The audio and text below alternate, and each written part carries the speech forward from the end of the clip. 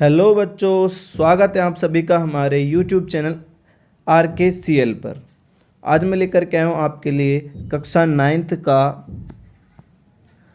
गणित या math subject का अर्धवार्षिक परीक्षा 2024-25 का रियल पेपर, जो आपके एग्ज़ाम के लिए बहुत बहुत इम्पोर्टेंट है। आपको एग्ज़ाम में यही पेपर देखने को मिलने वाले हैं, तो सभी क्वेश्चंस को देखेगा, सभी क्वेश्चनों के सॉल्यूशन पर हम बात करने वाले हैं। सभी क्वेश्चनों को ध्यान से देखेगा, ठीक है। देखो यहाँ पर पहला क्वेश्चन है, इसके बारे में हम बात करने वाले हैं कि पी एक्स बराबर आपको दिया हुआ है 2x+1 का। अब तो आपको शून्य निकालना है, मतलब यहाँ है कि पी एक्स बराबर क्या होता है, शून्य होता है। क्या होता है, शून्य होता है। तो इस तरह से हम ये निकाल सकते हैं 2x+1 बराबर शून्य का है, तो 2x बराबर यहाँ हो जाएगा -1, और x का जब मान निकालेंगे तो हमारे पास आएगा -1/2। तो ये आपका द आंसर हो जाता है। उसके बाद देखिए, किसी चतुर्भुज के अंत्य कोणों का योग कितना होता है, तो हम जानते हैं 360 डिग्री हो जाता है इनका अंत्य कोणों का योग। फिर देखिए यहाँ पर क्या है कि 2 - x² + x³ में x² का गुणांक क्या होता है, तो x² का गुणांक यहाँ पर -1 हो जाएगा, ठीक है। किसी त्रिभुज की किन्हीं दो भुजाओं के मध्य बिंदु को मिलाने वाली जो रेखाखंड है वो तीसरी भुजा क्या होती है, समांतर होती है। मतलब इस तरह से आप ये आंसर बता सकते हो। तो ये जैसे मान लो ABC ये त्रिभुज है, तो ये दो भुजाएं, इनके मध्य बिंदु को मिलाया तो ये तीसरी भुजा क्या है, समांतर है। फिर देखिए, एक न्यून कोण का माप ये 0 डिग्री से 90 डिग्री के मध्य का होता है। कितना होता है, 0 डिग्री से 90। एक मूल बिंदु के निर्देशांक होते हैं 0 0, ठीक है। क्या होते हैं, 0। एक त्रिभुज की बराबर भुजाओं के सम्मुख कोण बराबर होते हैं। क्या होते हैं, बराबर भुजाओं के सम्मुख कोण बराबर होते हैं। यदि ABC त्रिभुज की भुजाएं हैं तो त्रिभुज का परिमाप हो जाएगा A + B + C परिमाप हो जाएगा।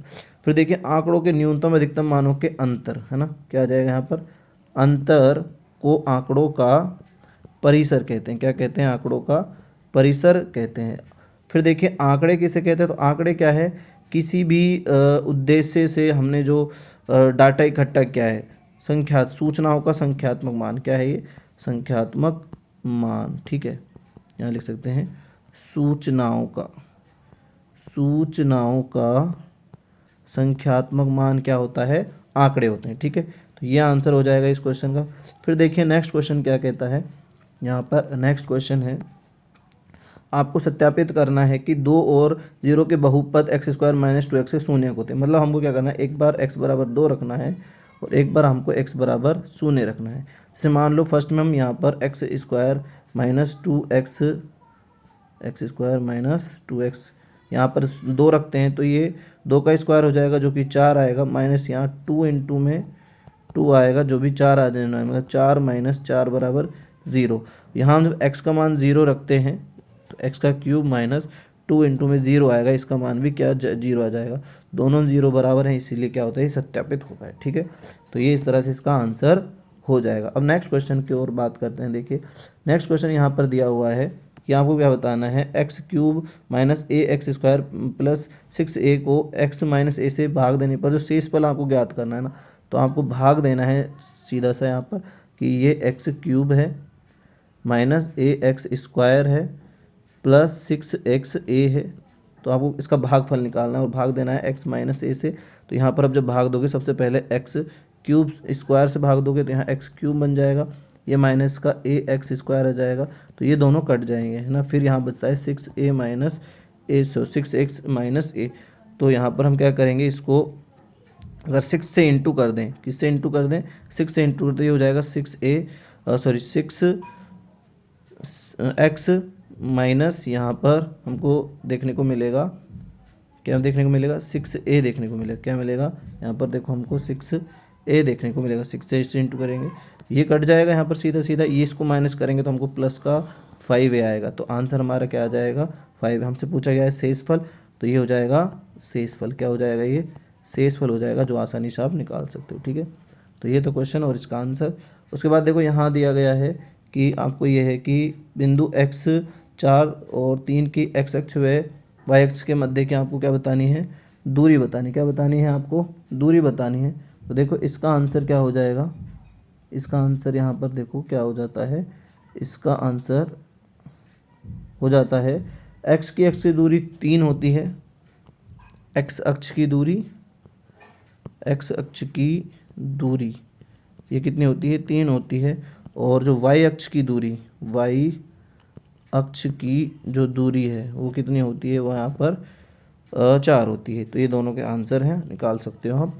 उसके बाद देखो एक क्वेश्चन यहाँ दिया हुआ है ना। देखो यहाँ पर क्या क्वेश्चन दिया हुआ है, ये क्वेश्चन आपको यहाँ दिया हुआ है कि यदि ए सी बराबर बी डी हो तो ए बी बराबर सी डी आपको निकालना है। मतलब अगर ये दोनों बराबर हैं तो आपको ये दोनों निकालने हैं, जो हम इजीली निकाल सकते हैं। देखो कैसे निकालेंगे, यहाँ पर हम निकाल सकते हैं कि देखो क्या है, ए सी बराबर बी डी यहाँ दिया हुआ है ठीक है।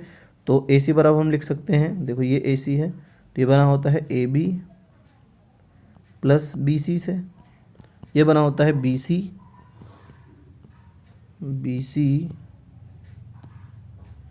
प्लस सी डी से। तो यहाँ पर बी सी कैंसिल हो जाएगा, मान लो बी सी को यहाँ लेके जाएंगे तो बी सी माइनस का हो जाएगा, माइनस प्लस कैंसिल हो जाएंगे तो हमको मिलेगा बी ए बी बराबर सी डी। और हमको यही तो बताना था कि ए बी बराबर सी डी क्या होता है, यहाँ से सिद्ध होता है ठीक है। ये आंसर था, छोटा सा आंसर था, छोटा सा क्वेश्चन था, हो गया है ठीक है।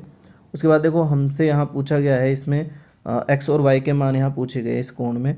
देखो यहाँ पर यहाँ जेड का नियम लागू होता है, जिससे एकांतर हो जाते हैं तो एक्स का मान हमारे पास 50 डिग्री आ जाता है ठीक है। अब ये जो होता है टोटल 180 डिग्री होता है, 180 डिग्री से हम 127 डिग्री माइनस करेंगे तो हमारे पास 53 आएगा। कितना आएगा, 53। तो इसका मान हो जाएगा 53। तो त्रिभुज के तीनों कोणों का योग होता है 180, क्या होता है 180। अब हमारे पास एक्स का मान 50 डिग्री है, फिर ये मान हमारे पास 53 डिग्री आ जाता है, और हमको y का मान निकालना है। जब हम y का मान निकालेंगे तो देखिए y का मान हम यहाँ निकाल देते हैं, चलो नीचे ही निकाल देते हैं ना, यहाँ निकाल देते हैं y का मान, इधर निकाल देते हैं y का मान। देखो क्या हो जाएगा y का मान, इसके साथ क्या हो गया,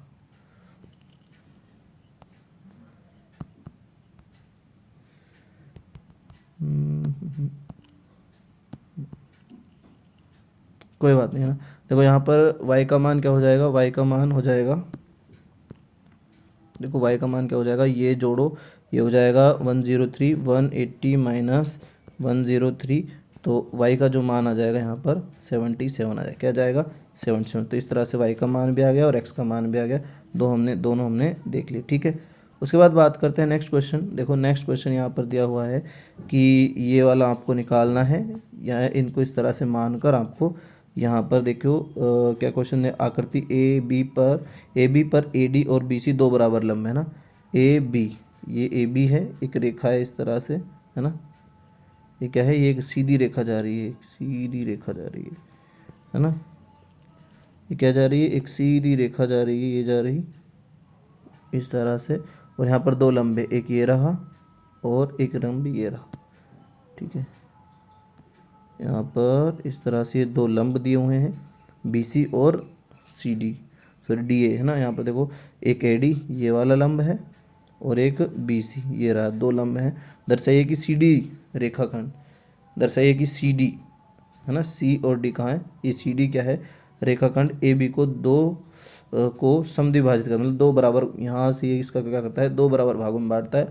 तो आप यहाँ से एक त्रिभुज आपको बन जाएगा, ये बन जाएगा ओ बी सी, और ये बन जाएगा आपका ओ ए डी बन जाएगा ठीक है। इस तरह से ये क्या बन जाएगा, यहाँ पर त्रिभुज बन जाएंगे। तो हम जानते हैं कि यहाँ पर 90 डिग्री है तो ये वाली भुजा और ये वाली भुजा समान होगी, मतलब यहाँ पर क्या होगा, सी ओ बराबर क्या हो जाएगा, डी ओ हो जाएगा। यहाँ से एक आप निकाल सकते हो इजीली है ना, ये यहाँ से आप निकाल सकते हो। तो ये वाला कोण तो बराबर है, साथ में ये वाला कोण बराबर होगा, कौन से नियम से, जेड के नियम से। तो ये वाली भुजा भी बराबर हो जाएगी, और भुजाएं बराबर हो जाएगी तो हम उससे निकाल सकते हैं कि वो समद्विभाजित करता है ठीक है। ये हम सर्वांग समता वाले रूल से निकाल सकते हैं। ऐसे ये क्वेश्चन ये दे रहा हुआ है आपको है ना, ये भी आप कर लोगे इजीली, सर्वांग समता का है। फिर एक क्वेश्चन आपको यहाँ दिया हुआ है कि 3:5:9:9:13 का अनुपात में चतुर्भुज के सभी कोण ज्ञात करने हैं। तो इसको इस तरह से आप लिख सकते हो कि 3x 5x 9x and 13x, ये प्लस कर दो, इन सबको प्लस कर दो, और इनका जो योग होता है 360 डिग्री होता है। यहाँ सब x का मान निकाल लो, तो x का मान जो आपका आएगा यहाँ पर, इनका तीनों का योग 30 आएगा, और x का मान आपका यहाँ से आ जाएगा, ये आ जाएगा 1 2 ठीक है। अब आप यहाँ x को इंटू कर दो और सबको जोड़ सबके मान आप निकाल सकते हो ठीक है। इस तरह से आप इसको कर सकते हो। बाकी ये थे आपके क्वेश्चंस, और जो ये क्वेश्चंस एक बार देख लीजिए, इन सभी को हम करना है। सह समान भुजा वाले आप समद्विबाहु त्रिभुज का क्षेत्रफल निकालना है तो फॉर्मूले से हो जाएंगे। एक 0.3 बार को पी अपॉन के क्यूब में रूप में व्यक्त करना है। तो ये था आपका क्वेश्चन पेपर जो आपके 23 दिसंबर को आपको देखने को मिलने वाला है। धन्यवाद हमसे जुड़े रहने के लिए। अगर आप चैनल पर पहली बार आए तो चैनल को प्लीज़ सब्सक्राइब कीजिए, बेल आइकन को दबाइए ताकि आपको समय से इन्फॉर्मेशन मिल जाए वीडियो की। और वीडियो में बने रहने के लिए धन्यवाद।